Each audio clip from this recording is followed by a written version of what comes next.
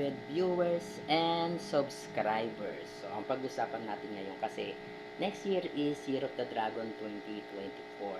So, gusto ko lang ipaalam sa inyo na pag Year of the Dragon ba ay totoo ba na lahat ng alays nito suswertehin at ang mga hindi alays ay mamalasin?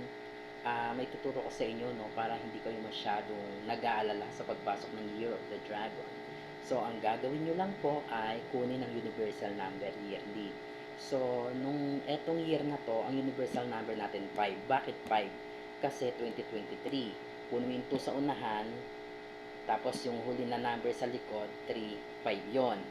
So, ngayon, na darating na 2024, diba? Kunin mo uli yung 2, kunin mo yung 4 sa dulo ng 2024. Ang total ng 6. Yun ang universal number. Ngayon, paano malalaman na malas ka o swerte sa darating na 2024?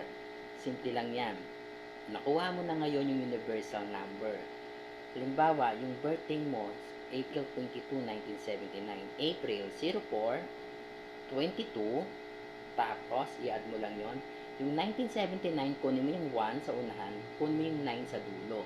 Total nun 10. Tapos i-plus mo yung 2024. O diba meron tayong standard number, 1, 2, 3, 4, 5, 6, 7, 8, 9, 0. So, pag tinotal mo yon, dun mo malalaman kung swerte ka, kung strong number lang ang lalabas. Ano ba yung mga strong number? Yung mga 9, yung mga 8, 6, 5, 1. Yan ang mga strong number. Yung mga weak, ito yung mga 2, mga 4, mga 7, ganyan. So, yun. Doon malalaman kung talagang may mga balakid sa'yo na darating sa taon na 2024. So, hindi lahat porke hindi alays ay mamalasin na. Hindi po ganun yun ka-accurate. At ang mga alays ay sobrang saswerte yan. Hindi rin naman ganun yun. So, dapat para mapatunayan yon, ang magsasabi talaga nun yung computation na ginagawa namin ng psychic astrology na dapat tinototal yon.